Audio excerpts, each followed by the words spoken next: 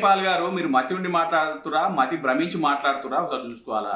BC బానిసలారా అన్న పదాన్ని ఖచ్చితంగా వెంటనే వెనక్కి తీసుకోవాలా. బీసీలు అంటే బానిసలు కాదు. ప్రతి ఒక్క ఉద్యమంలో మా బీసీల పాత్ర ఎంతుందో ఈరోజు రాష్ట్ర ప్రజలందరూ కూడా తెలుసు.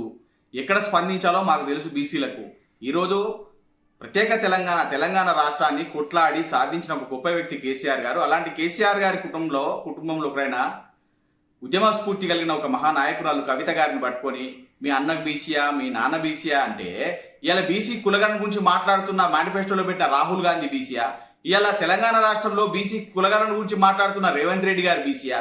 అంటే రాష్ట్రంలో బాగు కోసం, ఒక బీసీల బాగు కోసం కొట్లాడుతున్న ఒక మహిళా నాయకురాలు కవిత గారు.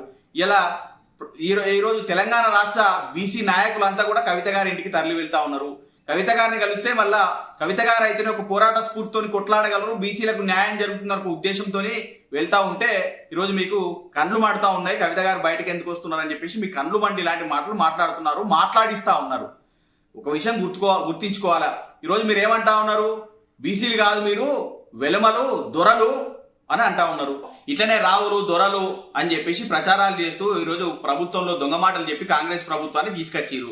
ఇలా కాంగ్రెస్ ప్రభుత్వంలో కాంగ్రెస్ నాయకులు ఎలాంటి చేయలేని పరిస్థితిలో, న్యాయం చేయలేని పరిస్థితిలో ఉంటే మీరు కాంగ్రెస్ నాయకులను, కాంగ్రెస్ ప్రభుత్వాన్ని ప్రశ్నించలేక కేవలం ఇట్లా ఏదైతే ప్రతిపక్షంలో ఉండి ప్రశ్నించే గొంతుకలా మాట్లాడుతున్నారో, ప్రజల పక్షాన కొట్లాడుతున్నారో వాళ్ళ మీద ఇట్లాంటి అనుచిత వ్యాఖ్యలు చేయడం మంచి పద్ధతి కాదు. దయచేసి కేపాల్ గారు మీరు వెంటనే మీ మాటలు వెనక్కి తీసుకోవాలి. మీ జోకర్ వేషాలు ఇక్కడ నడువై తెలంగాణలో ఇట్లాంటి మాటలు పిచ్చి పిచ్చి మాట్లాడితే ఖబర్దార్ మంచిగా ఉండదని చెప్తా ఉన్నాం.